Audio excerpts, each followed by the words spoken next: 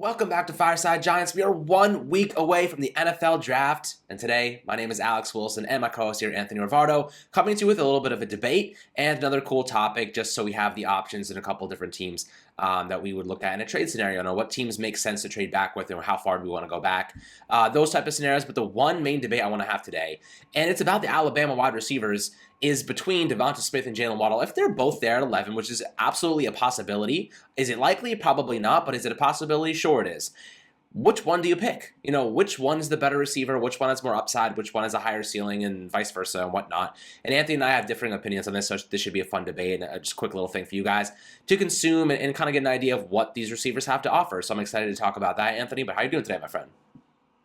I'm doing real good. I'm geared up. I'm ready. I'm excited for the NFL draft. We are 1 week away. I can't wait. I can't wait to sit down on a nice long live stream and react to all of the picks and discuss them live with you, the fans. It's going to be really, really exciting. So stay tuned for that. Also rocking a Kenny G t-shirt. Go check out the merch store. These are fire. I love the shirt. Super comfortable too. But I'm ready to get into this debate because Alex, you know that I have probably a different opinion than you on DeVonta Smith. I have some more concerns with his game than you do, but I think that you might be a little bit surprised by my analysis of him going forward because I have dove back into the film and gone through final study of those top wide receivers, and I've come away with some different conclusions than I had a couple weeks ago. But also, you know how much I love Jaylen Waddle and how highly I think of him, so I think it'll be fun to discuss that. And then, of course, with trade down scenarios, I'm a huge proponent of trading down. I always have been, and I think that the Giants are in a perfect position to trade down this year, so excited to talk about that as well. I think this year's draft is going to be really, really interesting, very intriguing draft class, and very intriguing draft scenarios that could be laid out, especially for the New York Giants. People are starting to say that the 11th pick is the hardest one to predict right now at this point in time, and that's really good with only a week left until the draft. For us to be this confused about what the Giants are going to do, that's a really positive thing for me. I don't want people knowing what the Giants' plans are, and I think the fact that no one really knows is a really good thing for the Giants with only a week away from the draft. And like I said, I am just so excited to finally watch the NFL draft. It's been such a long wait, and I can't wait for it to happen. Yeah, I mean, the smoke screens that the Giants have laid out have been masterful. We have no idea what they're doing. Everyone has a different opinion. Everyone has a different player that they've been connected to. One day it's Patrick Surtain. The next day it's Jalen Phillips. The next day it's Azeez Ojulari. The next day it's Michael Parsons, DeVonta Smith, whatever. You can name 100 players that they've been linked to in the past couple days, weeks, months. And I'm super excited to finally get to it. In 7 days, we will have our answer. If you're listening to this on Thursday, I'm so excited to see where the Giants are going to go. And honestly, one of the names that has been, bubbling around the surface recently is Jalen Phillips out of Miami. Pass rusher, the guy had an incredible season last year at 8 sacks, 15 and a half tackles for a loss, I think about 40 tackles. And, that's a player who's been connected. He's a premier edge rusher, top 10 pick if he didn't have the concussion history. He had 3 to 4 concussions in 1 year, got in a moped accident, broke his wrist, and then had a concussion out of that. He's 1 or 2 concussions away, potentially, seeing his career end shortly. And I listened to a short podcast a couple hours ago, and essentially it was saying, when you have that many concussions, and as you pick up more throughout your career, it becomes easier to get them, and eventually you could have a player who has constant headaches all the time. That's what happened to Sterling Shepard last season. He didn't play a couple weeks there because he had constant headaches, and it was really limiting his game. Actually, it might have been 2 years ago. I'm not entirely sure, but for the most part, he has dealt with that. There have been guys, like if you're a baseball fan, think about Clint Frazier for the Yankees. The guy missed like months and months and months of activity because he had headaches and after effects from getting concussion. So it really does affect athletes, and you can't disregard that fact. So I think when it comes to Jalen Phillips, it's hard to really figure out what type of player he'll offer at the NFL level. I'm really excited because we're going to do a film breakdown of him before the draft. I really want to dive into him, see what he has to offer, because when you look at him, like Anthony made a decent comparison when we were texting before, he looks like Myles Garrett at times. With his ability to just overpower, his ability to slide, his agility and lateral mobility. He's a really incredible athlete, and he's a specimen is what some people call him. So I'm excited to dive into him soon. So we'll get you guys that content shortly, probably over the weekend. But when it comes to this debate, I want to dive into this debate right off the bat. DeVonta Smith versus Jaylen Waddle. These are two players who are instant playmakers. They're day one influencers on offense. I'm so excited to see both of them, whatever teams they land with, as long as it's not the Eagles, Cowboys, or Washington. I'm so excited to see what they have to do and how they can produce at the NFL level, because obviously they did so well in college. DeVonta Smith had over 1,800 yards last year and 24 total touchdowns. Obviously, Jaylen Waddle was a little bit more injured with his ankle, and he didn't really produce as much, but when he was on the field, the guy's an absolute stud. I think, and Anthony knows this about me, I'm sure you guys do, I'm a higher ceiling kind of guy and not a higher upside, or rather, sorry, let's say that reverse. I'm a higher floor guy and not a higher ceiling guy. I like to get somebody who's going to be an impact player and I know is going to offer this amount of production, and then there is upside there. Jaylen Waddle's a guy is like, he could either be he's the boomer bust in my opinion. He either is going to be an absolute animal for a long time, like Tyreek Hill type of animal, or he might pick up an injury. The ankle might not be fully healed. Like there could be some things, maybe he struggles with transitioning. I don't think that's going to be the case. I'm just saying I think he's more so than DeVonta Smith because I think DeVonta Smith has perfected a majority of the route tree. He is an absolute stud in the intermediate, short, and deep portions of the field. He's one of the smoothest, if not the best route runner in this draft class. And a lot of people say he's 6'1", like 166 pounds. He's like a stick. He's like one of those stick bugs that you find on trees sometimes. He's like so skinny. He's like a rail. But I think he actually uses that to his advantage a lot of times. He's so good at squeezing the boundary on those wide receiver screens. He really slips past the edge there. And if you watch him, he does that exactly. It's really, really nice. And his route running is actually really good because of how slender he is. He's able to like dart back and forth, and he kind of runs like he's ice skating. He looks like he's gliding across the field with these long strides, ability to stop on a dime. But he also has very reliable hands. He's some of the best hands in college. And he shows up in big games. He's a clutch receiver. He showed up against Ohio State in the national championship game, put up 3 touchdowns. And 2 of them were deep touchdowns. Another one was really cool, like pre-snap motion. He was like about to do kind of an end around type of thing or a jet sweep type of thing. And then he darts back across the line of scrimmage and he gets a nice touchdown to the left side. I'll post the clip if I can find it. But for the most part, this guy, DeVonta Smith, is just an incredible talent. I'm not worried about the weight. People say, oh, he's so light. This is not players of his caliber, or not his caliber, players of his weight class oftentimes don't succeed at the NFL level. You're also not talking about arguably the best college receiver in history. DeVonta Smith is arguably that guy. And I don't think the weight's going to be a problem. If you watch his film, his release package is so diverse. He doesn't get jammed very often. If he does, he actually has the functional strength to get through those jam scenarios. He's going to be a very good Z receiver at the NFL level. A couple feet off the line of scrimmage, so he has time to get into his break without getting jammed. I'm so excited to see his career, and I'll give my take on DeVonta Smith before I dive more into Jaylen Waddle and the positives I see from him. But I'll let you respond to that first, Anthony. So with the stick bug, the reason that I'm concerned by the weight, and I'm probably not as concerned as many people, but the reason that I do have concerns is not because it's rare for wide receivers to succeed at that weight. It's because it's never happened for a wide receiver to enter the NFL at 166 pounds at 6'1". That's never happened. That never ever. Everyone wants to make the comparison to Marvin Harrison. Well, he was 188 pounds, and he was considered undersized. So you're taking the definition of undersized and you're taking it to the most extreme lengths with DeVonta Smith. But here's why it doesn't bother me that much, When you watch the film, when you sit down and you watch DeVonta Smith play football against top-tier competition in the SEC, the weight, the strength was never a problem. Very rarely. Okay, I found a couple clips where he got jammed up at the line of scrimmage. I saw one where he got jammed so badly he was put out of bounds. So you say, okay, maybe the weight will be the problem at the next level, right? Because we have seen it be a problem at times for him. But overwhelmingly on his tape, you see a guy who's really aggressive, who plucks the ball out of the air and knows how to use his slender build to create separation, to drop his hips and be really fluid within his route running, who runs a full route tree, who does it all from every single level as a true number 1 wide receiver. DeVonta Smith does all of that. Yeah, he's undersized and he lacks weight, and he really does need to put some weight onto his frame, but he's actually a surprisingly good run blocker. If you go watch the film, he's like a really good run blocking wide receiver at 166 pounds. Right, so that's surprising, and that tells you the strength wasn't a problem in college, his functional strength was never an issue. The way that he would pluck the ball out of the air, like I said, how aggressive he was going for the ball, how aggressive he was on jump balls, going up over the top of cornerbacks and safeties, boxing them out.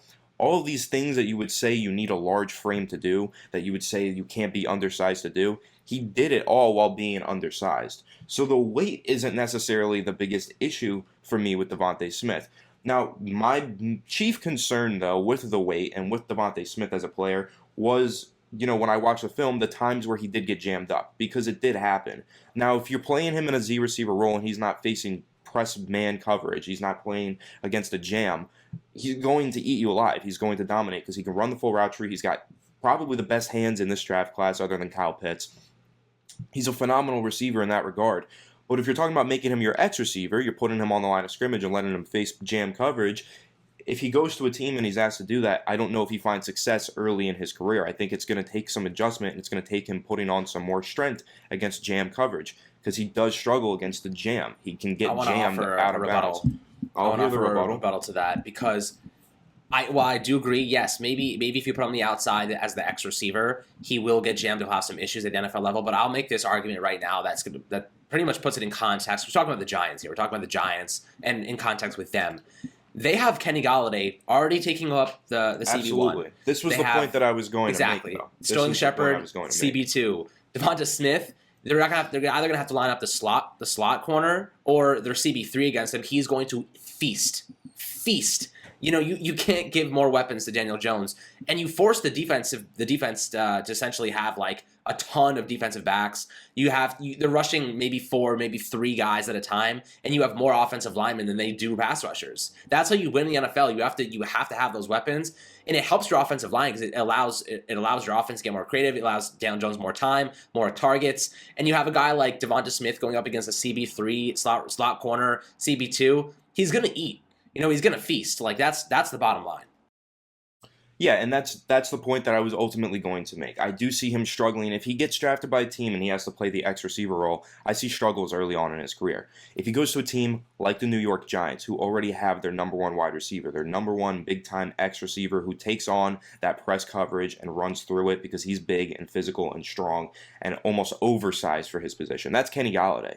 They have that. So number 2, what the Giants need is a guy who can run a full route tree from that secondary wide receiver position. They don't have that right now. You have Sterling Shepard out of the slot, yes, but is he running a full route tree to the degree that DeVonta Smith can?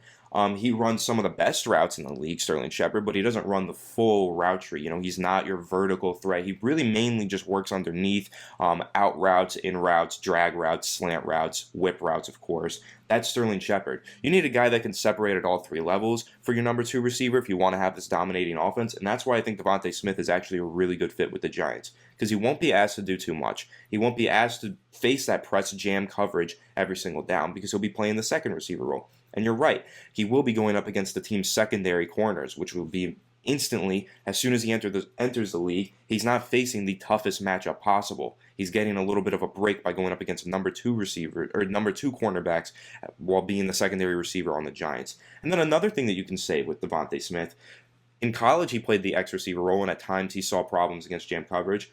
In the NFL, he might just play slot. You might just put him in the slot, and he might just feast from the slot and never have to face the jam coverage, but still run the full route tree, and you could still take advantage of his physicality when going to the catch point. You can still take advantage of that with his playing style. So DeVonta Smith, while a lot of people are going to say things about the 166-pound weight, and it's definitely a concern to have, and maybe even a yellow flag. I wouldn't call it a red flag because it doesn't show up on the film as a red flag is my main point. If it's not a problem on the film, then it's not a problem on the sheet of paper that says his weight to me. I don't care. I care about the film. And the film says that he has no problem being a physical wide receiver. Only time is when he's going up against a jam. But like I said, for the New York Giants in particular, it's not even a concern of mine. I think there's so many ways that you can take him, maximize his skill set, play him to his strengths, whether you're playing him out of the slot, playing him from the Z, putting him behind, another receiver stacked on top of him. So many ways to get DeVonta Smith away from jam coverage that I don't think he should be a problem, and it shouldn't be a concern for the New York Giants. I agree, man. I've been a DeVonta Smith fan for a long time. I haven't really said any negative things about him, and I'm going to stick by that because I really do think he's going to break this mold of undersized receivers. He's the exception, in my opinion. There's not a big enough sample size of guys with his production at the college level, of his talent level, of his hands, with his translatable talents, that you can sit here and tell me that the weight is going to be a problem. You know what I mean? Like, show me the sample size of guys of his caliber talent that have failed at the NFL level at his size. There's such a small sample size, if any of a sample. He might be the only one. I'm not gonna take it off of a statistics game because there's not enough numbers to prove either point.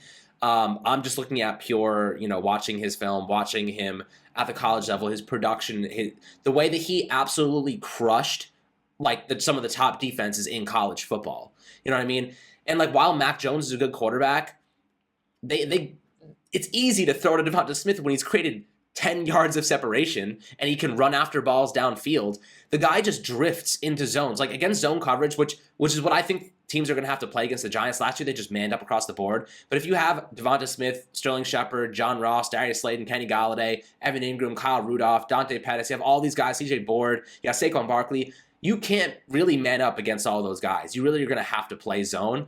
They're just too good. You know, they're just too good to trust that your guys are going to win in man coverage. DeVonta Smith is going to crush a CB3. Sterling Shepard is going to crush a CB2. And we know Kenny Galladay, if they're playing man coverage, they're just going to throw the ball up in the air and he's going to catch it. It's a 50-50 catch on a man coverage ball. They're going to have to play a lot of zone against the Giants. And that's where DeVonta Smith thrives. You know, he finds those zones on the field so efficiently and so well. I just watched back the Ohio State game and the national championship game, and the way he runs these routes and he just bends, he just finds these pockets of space, and it really gives the quarterback so much room to work with that you really can't miss these throws a lot of the times. You know, you really have to be throwing it. You just throw it into like a 10-yard space and he's going to get it. You know, he's a very long wingspan. He's amazing with spatial awareness, amazing ability to contort his body, to catch back shoulder passes. And in the end zone, he can get his feet in balance. I saw a couple of those where he tapped his feet in. He can, you know, the guy's a stud. You know, he's a stud. I think he's going to have a fantastic NFL career. If the Giants landed him, their offense would be potent as hell. And you have the second-round pick that you can allocate toward an offensive lineman or a pass rusher. I think you can't go wrong with either way. And maybe the third round they go and they find a guard. You know, there's a couple of decent guards in the second, third round. Maybe Ben Cleveland would be a good option in the third round if he's there. Even Quinn Miners, if he's there in the third round, would be a great option. There'll be some players, but again, wide receiver is always more of a luxury pick because it is a skill position. Obviously, positional value would indicate you really want to go with the offensive lineman or a pass rusher here. Those are the building blocks of any given team on both sides of the ball. But when you have a DeVonta Smith on the board, it's really hard to pass him up. That's an elite level gold standard prospect. But let's jump over to Jaylen Waddle now because I do really want to talk about Jaylen Waddle as a prospect. He is absolutely the higher ceiling, but I would say the lower floor. He's an explosive playmaker, Tyreek Hill type of guy. He has elite speed, great route running abilities, great hands.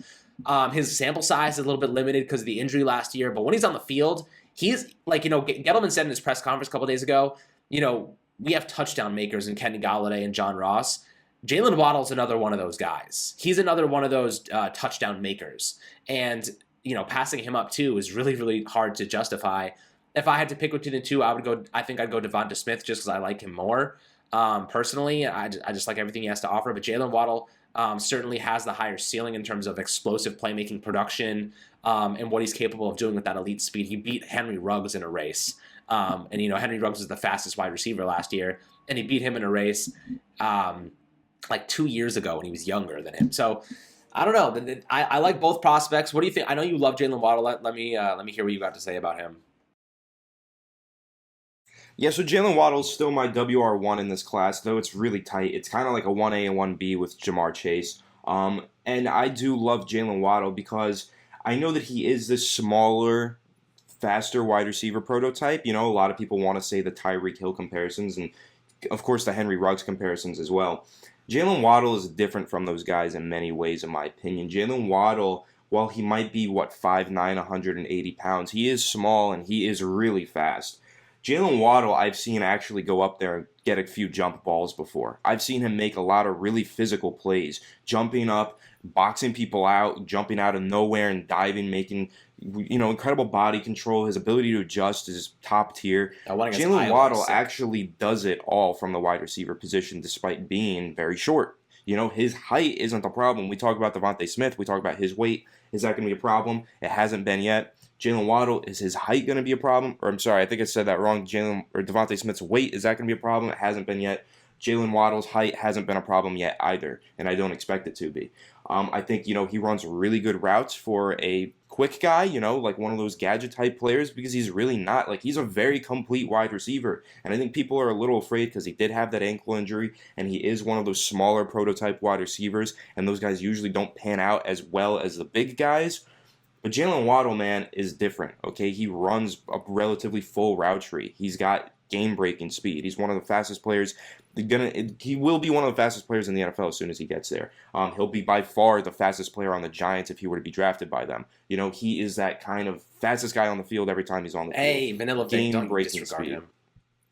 Okay, yeah, Daniel Jones is pretty fast too, but if you have to tell me Daniel Jones is going to beat Jaylen Waddle in a race, I think that's cap. But Jaylen Waddle, man, like I said, jump balls, contested catches, like he does those things better than you would expect him to. But everything you expect him to do really well, he does better than you expect him to still. Like he's got that speed and it's insane the way that he runs routes and the way that he catches a ball and just runs through it. It's in stride, keeps going, and he just picks up pace.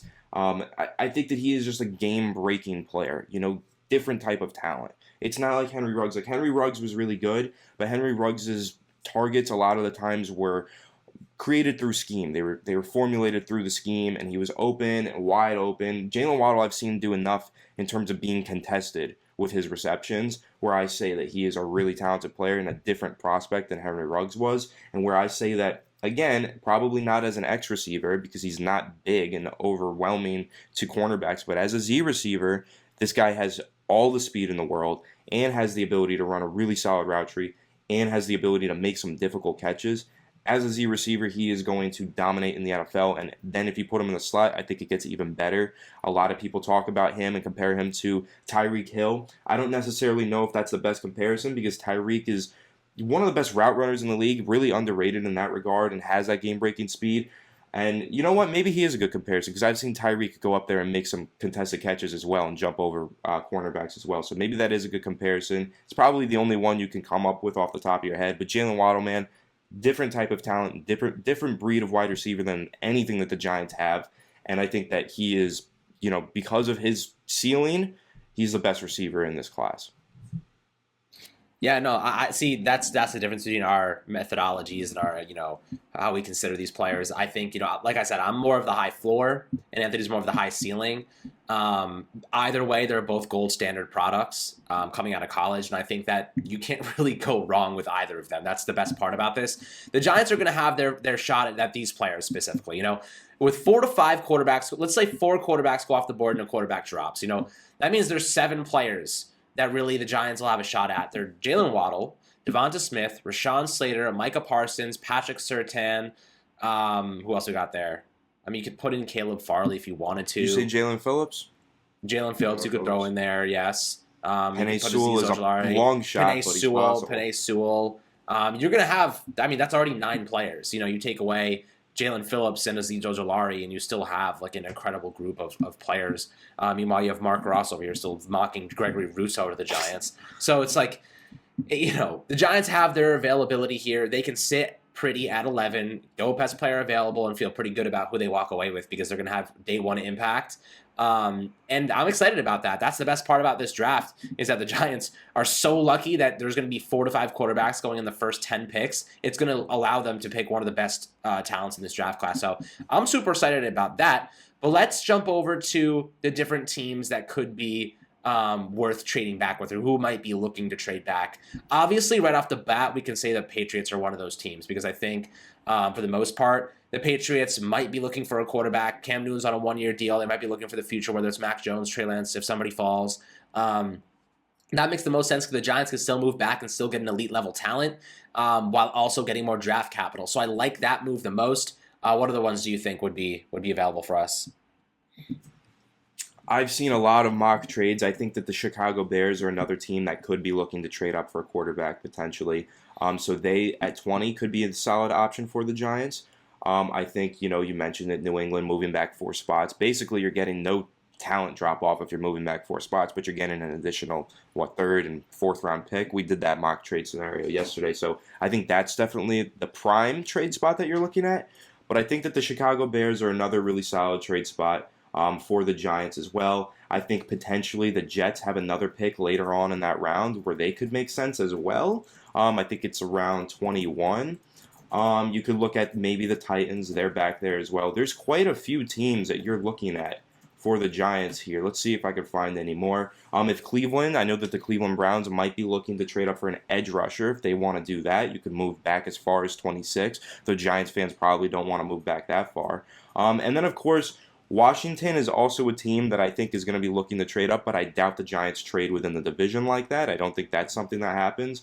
And then two more dark horse candidates to trade up. I'll say the Arizona Cardinals might move up for Jaylen Waddle. I've read that they're really interested in drafting Jaylen Waddle, so they could potentially trade up. Now, that would probably crush a lot of Giants fans. Trading out of a spot with Jaylen Waddle and giving him to another team would probably crush us, but I think the Cardinals are a dark horse trade-up candidate, and I think that the Dolphins are also a dark horse trade-up candidate, because depending on how the board falls, I think that there's a good chance that they trade down from 6 anyway, but if they don't, they stick and pick. Depending on how the board falls, they might try to double dip and move back up and to 11 and get another great player, because you know that the Dolphins have all the draft capital in the world, so they can move around willy-nilly at free will and get whoever they want, really. They could pretty much pick any prospect they want at this point with all the draft capital they have. So those are pretty much all the teams that I'm looking at.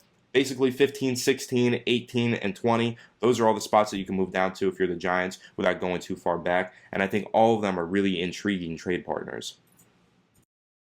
Yeah, I mean, look, there's a ton of players here, or rather teams here that could be moving, all around the way. So I think, even the Detroit Lions could be an option. They have Jared Goff now, but they might be looking to develop somebody, really get him some protection or a weapon. I mean, they're at 7, but you never know. They could trade back because they have Jared Goff. Who knows?